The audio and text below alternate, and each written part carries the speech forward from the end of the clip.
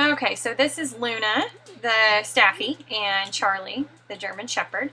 As you can hear, Charlie's whining big time, and Luna is very excited to see both of us. This is not the time to open the gate and let two dogs just run wild and play together.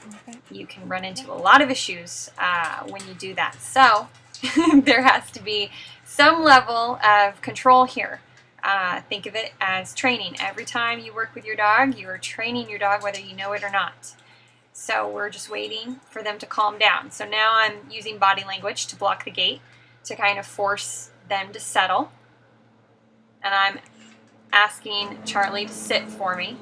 And he yawns. That's a signal that he's letting out anxiety or stress or overexcitement, whatever it may be. And Luna's getting a little sidetracked on the on the sit and wait, but that's okay. We're just going to wait for her to come back and be very calm and take our time. That's the key. Don't rush things like this, no matter what size your dog is. Oh, that's a good girl. She knows what to do. So as soon as I get some good eye contact from both of them and there's no fixation, then I will open the gate.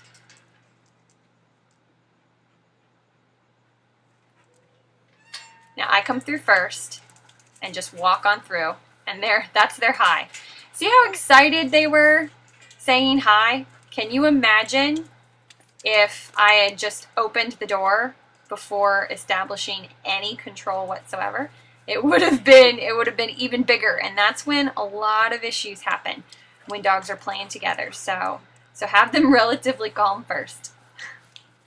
They are big buddies. They've been buddies for a long time, but they don't get to play together very often, so that's why it's so exciting right off the bat.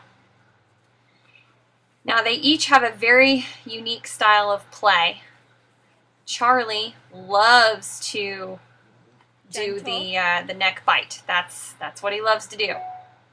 And anytime he does it too harshly, he has to have a timeout. And then I moderate play a little bit more heavily. Luna is very tolerant of Charlie. A lot of dogs do not agree with that style of play, so you need to know your dog. If you have a dog that's not comfortable with that, and another dog is doing it to them, you get them out of there. You want them to be comfortable and happy around other dogs. Luna has a very unique style of jumping up and taunting and then laying down. And so because of that, Charlie will sometimes get way too mouthy. So again, I'll just intervene and have them calm down for a minute and then hover over them for a while they are playing to make sure that he stays nice and calm. Now, I really wanted to make this video of them because you can tell they're having fun, but if you don't know any better, I mean, you would think that they're hurting each other. She's doing these little nips. She even pulls his lip out a couple of times.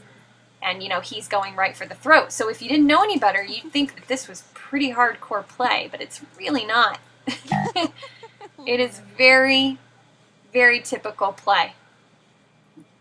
But the key is you have to make sure that both dogs are on the same page as far as how they feel about each other. And even dogs that love each other will have little tiffs, and that's fine. You intervene, be in charge, have them calm down for a bit, and then moderate play for a while. Maybe have shorter sessions of play. Get him!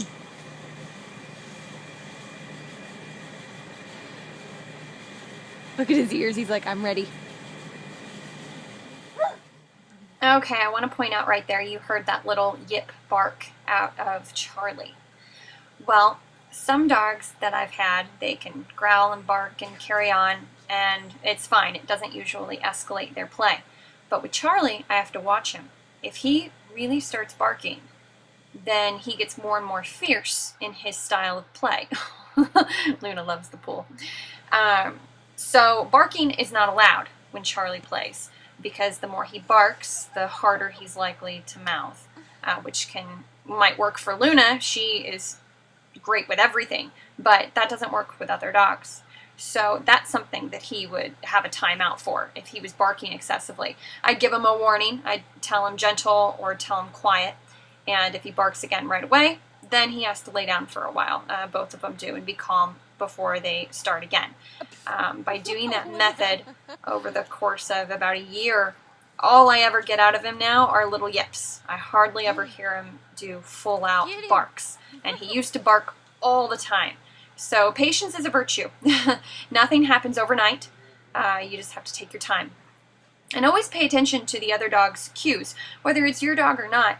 If the other dog is showing any stress signals at all, make sure you're always watching and moderating play, and make sure that one of the dogs isn't getting stressed out, especially if it's more than just two dogs.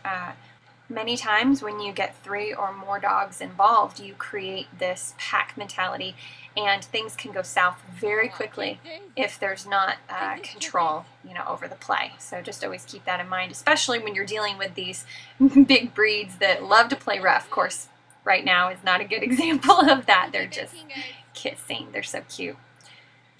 Watching dogs play is like a huge stress reliever for me. I just love it.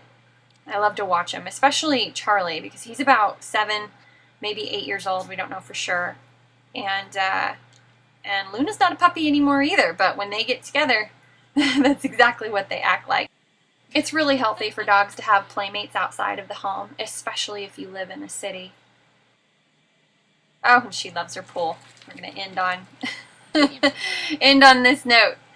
If you have any questions, just email me. info@doggersizela.com. Thanks for watching.